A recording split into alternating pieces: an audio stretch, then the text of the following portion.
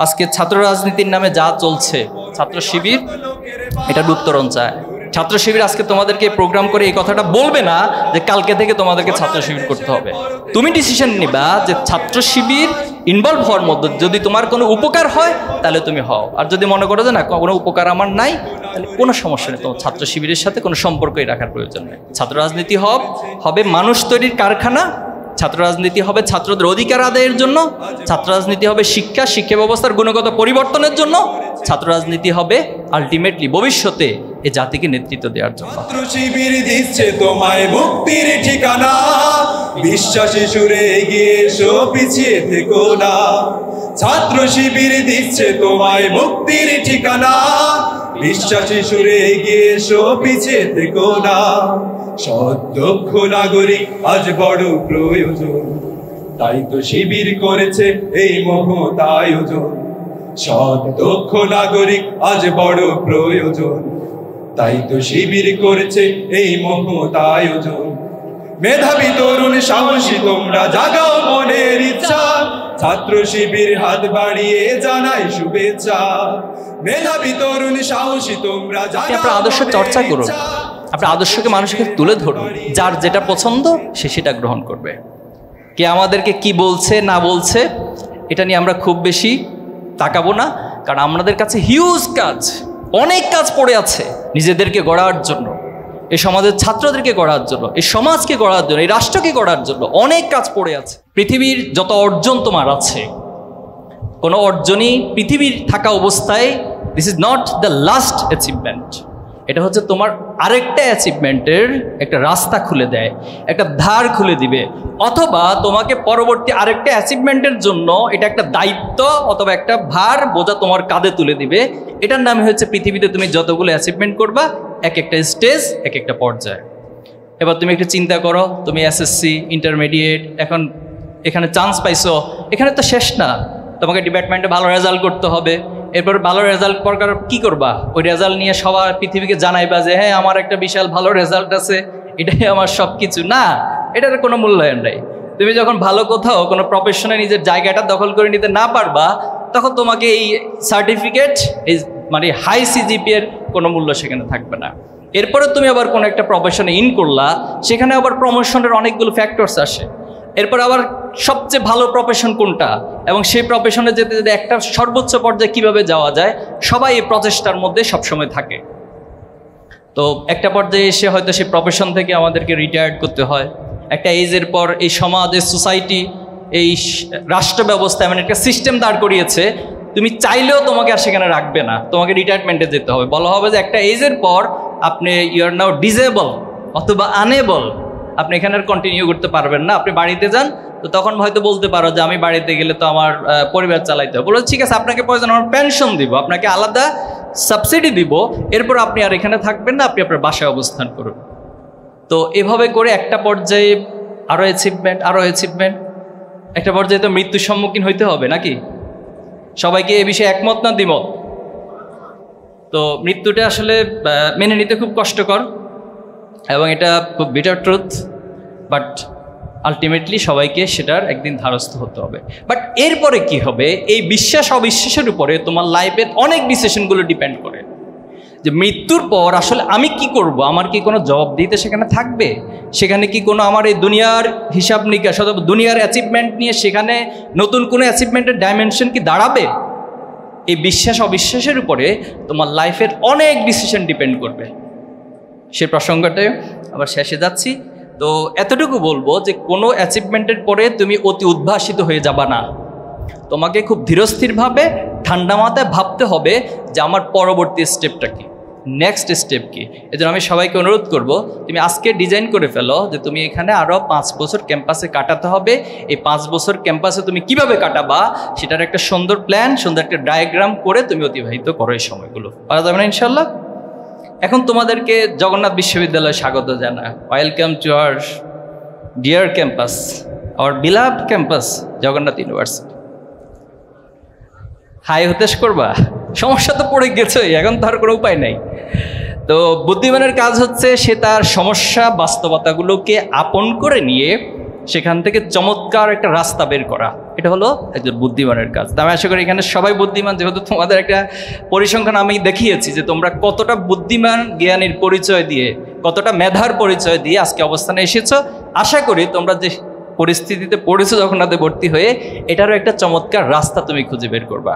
আরেকটা মজার বিষয় হচ্ছে, পৃথিবীতে যারা সোনার চামচ নিয়ে বড় হয় তাদের পৃথিবীতে সাকসেস হওয়া, আর যারা পৃথিবীতে স্ট্রাগল করে, লড়াই করে, সংগ্রাম করে জীবনের সাথে, তাদের স্ট্রাগল মধ্য দিয়ে সাকসেস হওয়ার রেশিওটা অনেক অনেক বেশি। তুমি বাংলাদেশের পার্সপেক্টিভে দেখো, তোমার এই যে ইউনিভার্সিটিগুলোতে সারা দেশে যারা চান্স পায়, এদের মধ্যে তুমি একটা পরিসংখ্যান দেখো, কতজন খুব ভালো অথবা খুব মানে রিচ ফ্যামিলি থেকে আসে, আর কতটা হচ্ছে একেবারে গ্রামীণ রুরাল এরিয়া থেকে আসে।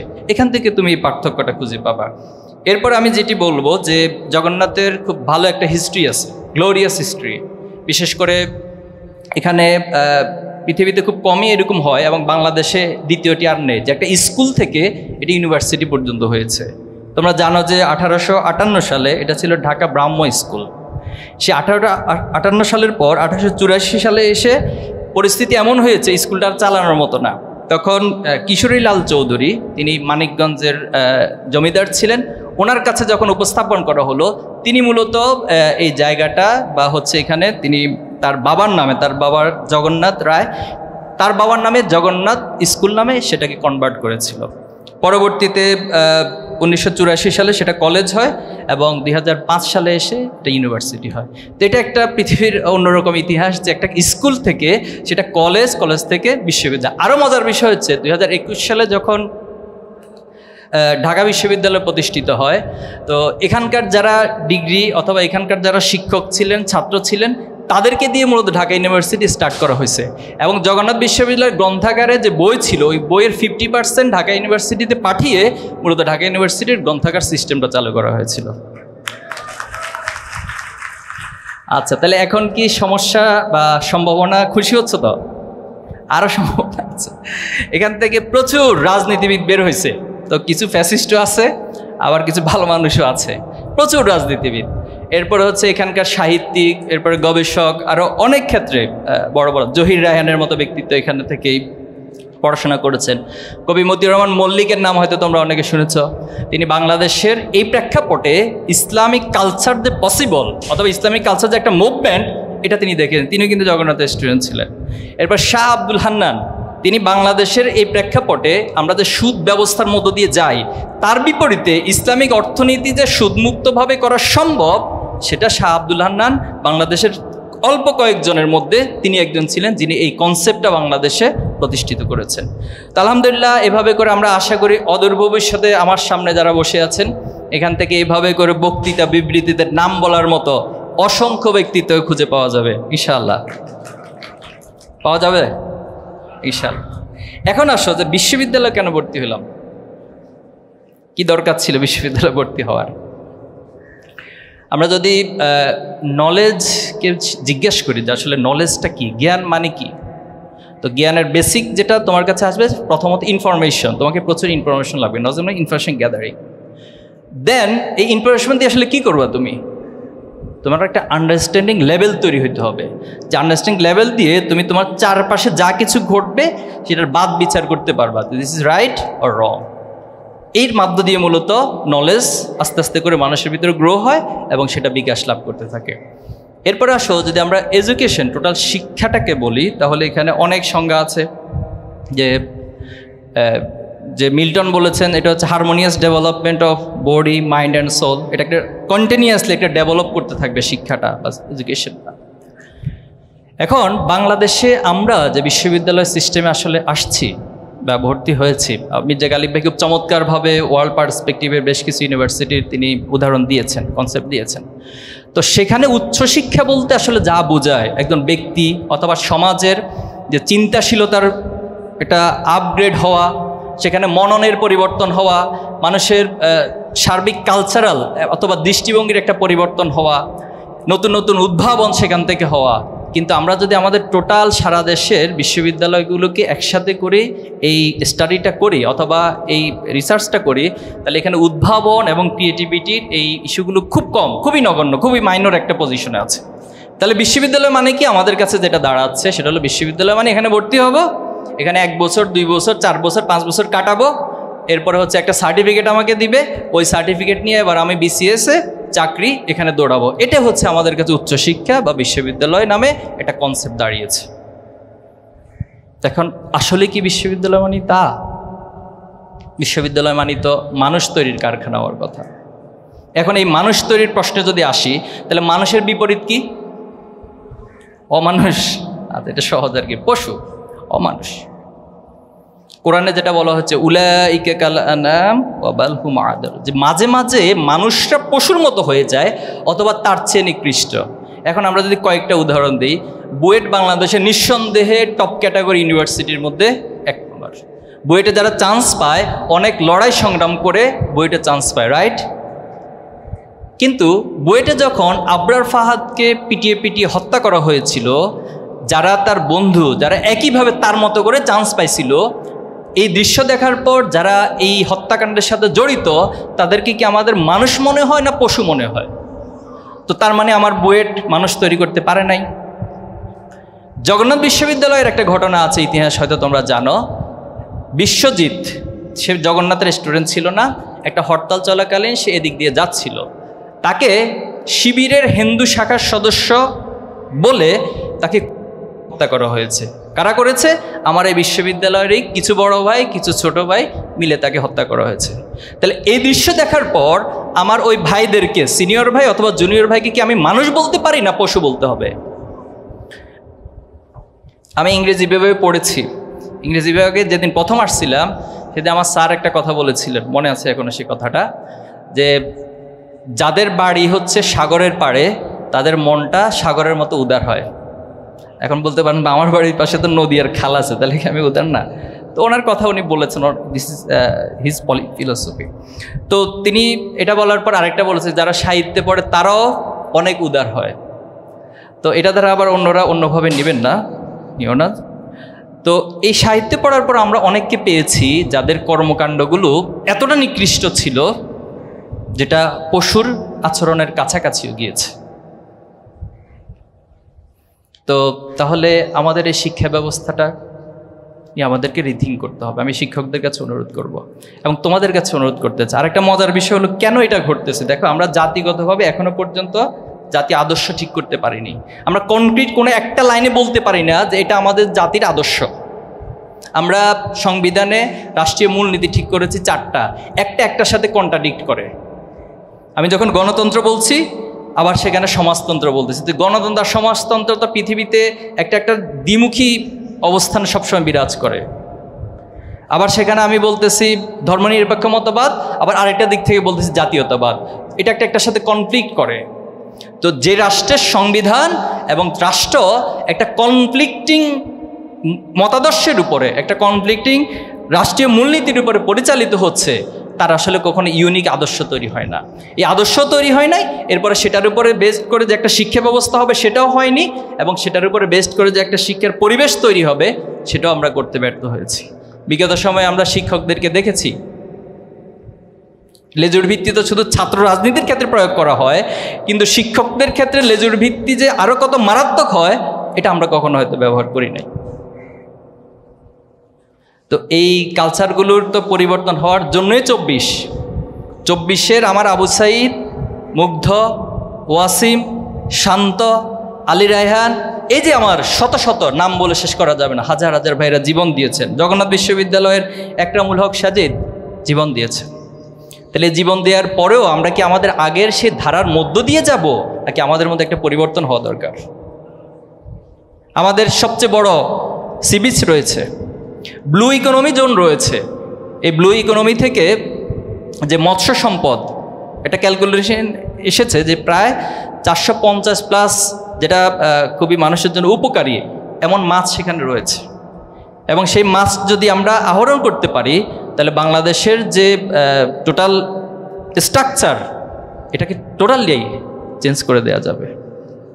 আমরা সংসদ সদস্যদেরকে দেখতাম, মানুষের এত কষ্ট অর্জিত টাকা, আমার দেশের খেটে খাওয়া মানুষগুলোর টাকা দিয়ে সংসদ চলে, সেখানে গিয়ে তারা গান গায়, গান করেন, উৎসব করেন, হাসি তামাশা করেন। এরপরে এমন ব্যক্তিরা এমপি হন, তাকে স্ক্রিপ্ট লিখে দেয়, ওই স্ক্রিপ্ট লিখে পড়তে পড়তে তার মাইক এবং দাঁত সব ভেঙে অস্থির হয়ে যায়। এমন ব্যক্তিরা এতদিন আমাদের এমপি ছিলেন, নেতৃত্ব দিয়েছেন এই সমাজকে। তো এই জাতির উন্নতি হবে কিভাবে? তাহলে আমাদের এখানে সব রয়েছে। আমাদের এই যে বুড়িগঙ্গা, যদি তোমরা কখনো লন্ডন যাও তাহলে দেখবা, অথবা মালয়েশিয়া এরকম হিউজ মানে পর্যটন কেন্দ্রগুলো রয়েছে, নদীকে কেন্দ্র করে তৈরি করা হয়েছে। কোনো প্ল্যান আছে আমার বুড়িগঙ্গা নিয়ে? বুড়িগঙ্গা গেলে তুমি একদিন যাওয়ার পর দ্বিতীয় দিন আর যাবা না। এখন অবশ্যই বর্ষাকাল পানি ঠিক আছে, কিন্তু শীতকালে এখানে যাওয়ার পর সেকেন্ড টাইম আর কেউ যেতে চাইবে না।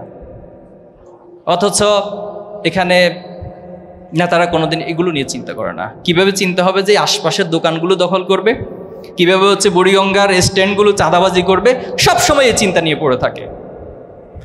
তা আমি সরি, যেহেতু তোমরা আমার ছোট ভাই, এই কথাগুলো বলছি এজন্য যে সচেতনতার জন্য। আমাদের গ্যাপটা কোথায় হচ্ছে? আসলে গ্যাপটা হচ্ছে এই দেশে সব আছে, সুন্দর একটা বাগান আছে, কিন্তু বাগানের ভালো মালি নেই। এখানে চমৎকার একটা জাহাজ আছে, চমৎকার একটা শিপ আছে, কিন্তু সে শিপ চালানোর মতো ভালো নাবিক নেই। তাহলে সেই নাবিক, সে মালিক, এই বিশ্ববিদ্যালয়ে যারা পড়ছে তাদেরকে তৈরি হতে হবে। আমাদের প্রত্যেকটা রিসোর্স, প্রত্যেকটা সম্ভাবনাকে কিভাবে করে কাজে লাগানো যায়, এই চিন্তা বিশ্ববিদ্যালয়ে বসে তোমাকে গবেষণা করতে হবে। কুলাউড়া পাহাড়ে যে ইউরেনিয়াম রয়েছে, সেই ইউরেনিয়ামকে কিভাবে তুমি বাংলাদেশের জন্য কাজে লাগাতে পারো, এখান থেকে বসে তোমাকে সেই গবেষণার ক্ষেত্র প্রস্তুত করে দিতে হবে। এটাই আমাদের দাবি সরকারের কাছে। গতকাল দুঃখের সাথে বলছি যে গোপালগঞ্জে একটা ঘটনা ঘটেছে, দেখেছ? যে আমাদের জুলাই সহযোদ্ধাদের উপর হামলা হয়েছে। আমরা খুব স্পষ্টভাবে বলছি, ছাত্র শিবির আদর্শিক জায়গা থেকে অথবা রাজনৈতিক প্রেক্ষাপটে এক একজনের সাথে ডিবেট থাকতে পারে, ভিন্ন মত থাকতে পারে, ভিন্ন কথা থাকতে পারে, কিন্তু জুলাই যোদ্ধা যারা অথবা জুলাই যারা আমাদের সহযোদ্ধা, তাদের উপর যদি কোনো থ্রেট আসে, কোনো আক্রমণ আসে, সেক্ষেত্রে ছাত্র শিবির বসে থাকবে না। আমরা আমাদের সকল জুলাই সহযোদ্ধাদের পাশে দাঁড়াবো ইনশাআল্লাহ। এবং কালকের এই ঘটনা প্রমাণ করে বাংলাদেশ থেকে ফ্যাসিবাদ এখন নির্মূল হয়নি, চারপাশে ফ্যাসিবাদ বসে আছে। এই ফ্যাসিবাদকে নির্মূল করে তোমাদের হাত ধরে ছাত্র শিবির চায় এমন একটা প্রজন্ম তৈরি হোক যারা সৎ হবে, দক্ষ হবে, দেশপ্রেমিক হবে। দেখো, তুমি আমার সাথে আমার সর্বশেষ কথা বলে শেষ করছি। এই যে তোমার বিশ্ববিদ্যালয় লাইফে তুমি অনেক চ্যালেঞ্জের মধ্য দিয়ে যেতে হবে। শয়তান তোমাকে অসুস্থতা দেবে, তোমার কিছু খারাপ বন্ধু তোমাকে হয়তো ভুল পথে পরিচালিত করতে পারে, এজন্য সতর্ক থাকা। আর তুমি যদি তোমার আলটিমেট জায়গায় পৌঁছতে চাও, সে জায়গায় পৌঁছার জন্য তোমাকে মৃত্যুর অনুভূতি রাখতে হবে। সবসময় মৃত্যুর অনুভূতিকে লালন করতে হবে, কারণ মৃত্যুর অনুভূতি মানুষকে অনেক খারাপ কাজ থেকে বাঁচিয়ে দেয়। তুমি যদি ফিল করো আজকের দিনটা তোমার শেষ দিন, তাহলে নিঃসন্দেহে আজকের দিনটা তোমার বেস্ট দিনও হবে। এরকম যদি তুমি মনে করো যে আগামীকাল আমার শেষ দিন, তাহলে আগামীকালই তোমার জীবনের বেস্ট দিন হবে। এই চিন্তাটা রাখা। আরেকটা চিন্তা রাখতে হবে হচ্ছে যে আমাকে সব কাজের একটা জবাবদিহিতা কিন্তু করতে হবে। কোনো কাজের এমনি এমনি হবে না। পৃথিবীর প্রত্যেকটা অ্যাকশনের একটা রিয়াকশন থাকে। তুমি এই দুনিয়াতে ভালো কাজ করবা, এটা অবশ্যই তোমাকে পরবর্তীতে রিওয়ার্ড দেওয়া হবে, আর যদি খারাপ কাজ করো তোমাকে পানিশমেন্ট দেওয়া হবে। এই বিশ্বাসের উপরেই মূলত তোমাকে চলতে হবে। আরেকটা পয়েন্টে বলতে চাই যে তাকওয়ার জায়গা, আল্লাহর ভয়। আমরা যা কিছু করছি এটা রেকর্ড হচ্ছে, কিরামান কাতিবিনা ইয়ালামুনা মা তাফআলুন। যা করছি সব কিছু রেকর্ড হচ্ছে।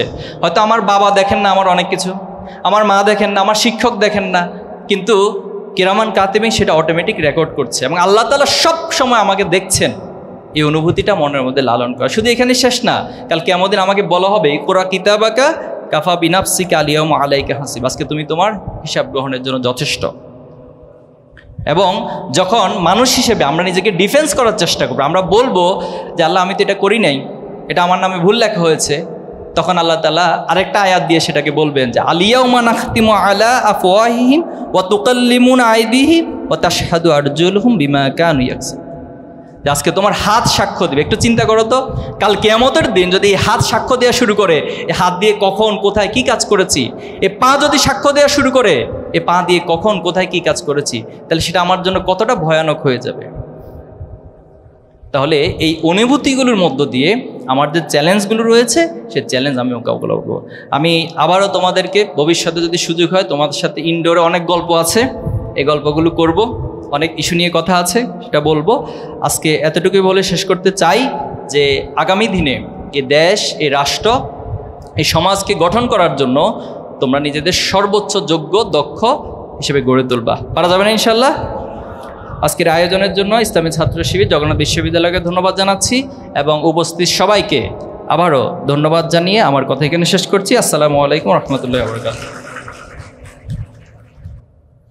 আমাদের প্রিয় সংগঠন স্বাধীনতা সার্বভৌমত্বের অত্যন্ত প্রহরী, সমৃদ্ধ বাংলাদেশ গড়ার লক্ষ্যে সৎ, দক্ষ এবং দেশপ্রেমিক নাগরিক তৈরির অঙ্গীকার নিয়ে দুর্বার গতিতে সামনের দিকে এগিয়ে চলার সংগঠন, আমাদের অভিভাবক সংগঠন বাংলাদেশ ইসলামী ছাত্র শিবির, আমাদের প্রিয় ক্যাম্পাস, আমাদের প্রাণী ক্যাম্পাস জগন্নাথ বিশ্ববিদ্যালয় ইসলামী ছাত্র শিবির কর্তৃক আয়োজিত আজকের এই নবীনবরণ অনুষ্ঠানের সংগ্রামী সভাপতি, জগন্নাথ বিশ্ববিদ্যালয় শাখার একান্ত প্রিয় সভাপতি, বাংলাদেশ ইসলামী ছাত্র শিবিরের কার্যকরী পরিষদের অন্যতম সদস্য একান্ত প্রিয় ভাই রিয়াজুল ইসলাম, উপস্থিত আজকের অনুষ্ঠানে সম্মানিত প্রধান অতিথি, প্রিয় ক্যাম্পাস জগন্নাথ বিশ্ববিদ্যালয়ের এক সময়ের মেধাবী ছাত্রনেতা, বাংলাদেশ ইসলামী ছাত্র শিবিরের বর্তমান কেন্দ্রীয় সভাপতি, ছাত্রনেতা একান্ত প্রিয় জাহিদুল ইসলাম, উপস্থিত ইতিমধ্যেই তোমাদের সামনে গুরুত্বপূর্ণ বক্তব্য রেখেছেন প্রধান বক্তা হিসেবে আমেরিকার একটি খ্যাতিসম্পন্ন বিশ্ববিদ্যালয় হাওয়ার্ড বিশ্ববিদ্যালয়ের রসায়ন বিভাগের সহকারী অধ্যাপক, বাংলাদেশ ইসলামী ছাত্র শিবির ঢাকা বিশ্ববিদ্যালয়ের এক সময়ে তুখোড় ছাত্রনেতা, বিশিষ্ট কলামিস্ট, রাজনৈতিক বিশ্লেষক, একান্ত শ্রদ্ধাভাজন ডক্টর মির্জা গালিব সহ অত্র বিশ্ববিদ্যালয়ের সম্মানিত শিক্ষক মণ্ডলীবৃন্দ, অন্যান্য দায়িত্বশীল বৃন্দ, আমার সামনে আজকের এই আয়োজনের মূল আকর্ষণ, মূল মেহমান আজকের নবীন ছাত্রছাত্রী ভাই এবং বোনেরা, আসসালামু আলাইকুম রহমতুল্লাহি ওয়া বারাকাতুহু। আল্লাহ পাকের দরবারে শুকরিয়া আদায় করছি যে মহারাব্বুল আলামিন আমাদেরকে জগন্নাথ বিশ্ববিদ্যালয়ের মতো একটি গুরুত্বপূর্ণ বিশ্ববিদ্যালয়ে আমাদেরকে পড়াশোনা করার চান্স পাওয়ার সুযোগ করে দিয়েছেন, আলহামদুলিল্লাহ। দরুদ তাসলিম পেশ করছি মানবতার মুক্তির দূত আখির নবী হযরত মুহাম্মদ সাল্লাল্লাহু আলাইহি ওয়াসাল্লামের দরবারে, এবং আজকের এই দিনে অত্যন্ত গভীর শ্রদ্ধা ভরে স্মরণ করছি ওই সকল তরুণ যুবক ভাই এবং বোনদের 2024 সালের 1 জুলাই থেকে নিয়ে শুরু করে 5 আগস্ট পর্যন্ত বাংলাদেশকে ফেসিবাদ মুক্ত করার নিশানা নিয়ে, কোটা বিলুপ্তির পরিকল্পনা নিয়ে রাজপথে গুলির সামনে লড়াই সংগ্রাম করে যারা আমাদের কাছে একটি নতুন বাংলাদেশ উপহার দিলেন, ফেসিবাদ মুক্ত বাংলাদেশ উপহার দিলেন, নতুন বাংলাদেশ গড়ার স্বপ্ন দেখালেন, যাদের রক্ত ত্যাগ কুরবানির বিনিময়ে আমরা এই সুযোগ পেলাম, এই বাংলাদেশ পেলাম, আমরা তাদেরকে গভীরভাবে স্মরণ করছি। আল্লাহ তাদের অবদানকে কবুল করুন, এর উত্তম যা যা তাদের প্রত্যেককে দান করুন। এখন তো প্রিয় ভাইরা, প্রথমেই তোমাদেরকে আন্তরিকভাবে অভিনন্দন জানাই। এজন্যই অভিনন্দন জানাচ্ছি, আমি যতটুকু জানি 2024 সালে এইচএসসি এবং সমমান পরীক্ষায় যারা A+ পেয়েছিল এই সংখ্যাটা প্রায় 1,45,000-এর মতো।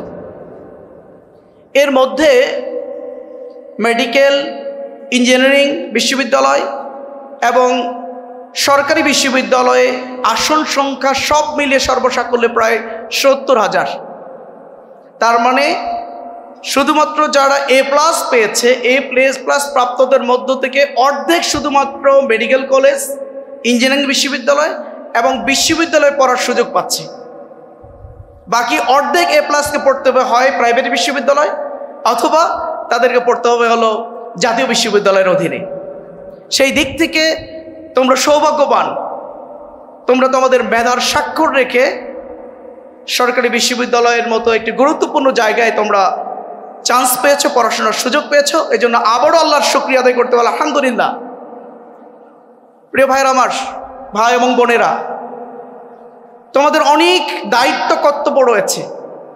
এই যে তোমরা পড়াশোনা শুরু করেছো এবং এখন পর্যন্ত এসে বিশ্ববিদ্যালয়ে পদার্পণ করলা এবং বিশ্ববিদ্যালয়ের মাস্টার্স পর্যন্ত তোমরা যখন পড়াশোনা করবা, এই টোটাল ছাত্র জীবনের যে খরচ পড়ালেখা, এই খরচের একটা বড় অংশ কিন্তু রাষ্ট্র তোমাদের জন্য বিনিয়োগ করছে।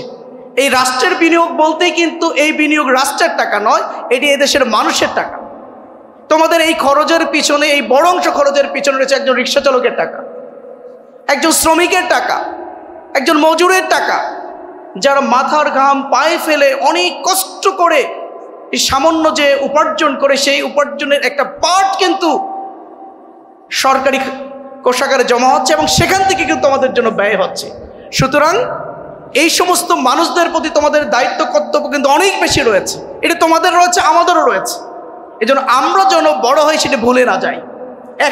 এখন থেকে সেই দায়িত্ব কর্তব্য বোধ আমার মধ্যে তৈরি হতে হবে। যখন আমি রিক্সায় উঠব, তখন সেই রিক্সা চালককে আমাকে সেই শ্রদ্ধা, সেই সম্মানের সাথে তাকে দেখতে হবে যে তার আয়ের একটা কষ্টের আয়ের একটা অংশ আমার পড়ালেখার পিছনে ব্যয় হয়।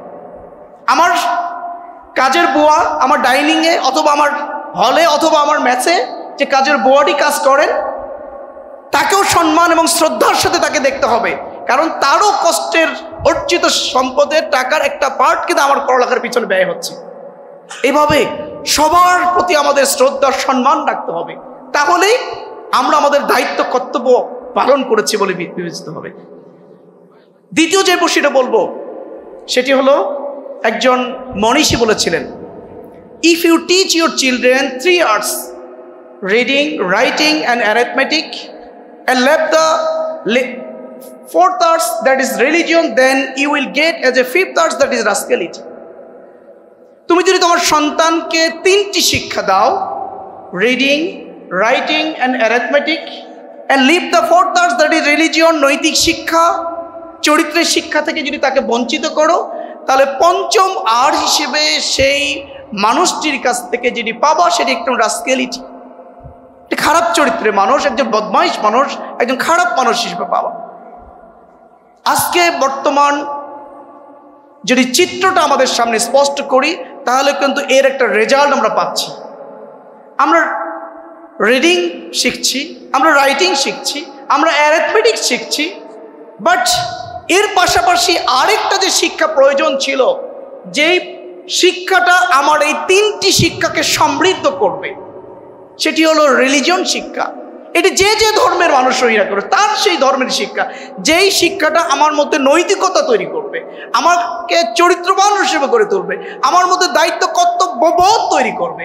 সেই নৈতিক শিক্ষা থেকে যদি আমরা বঞ্চিত হই, আমাদেরকে যদি বঞ্চিত করা হয়, তাহলে আমাদের কাছে কি পাচ্ছে? আজকে যদি বলি প্রিয় ভাইয়ের আমার, আজকে যে বাংলাদেশকে যারা আমরা দুর্নীতিতে চ্যাম্পিয়ন করছি, কারা দুর্নীতিতে চ্যাম্পিয়ন করছি?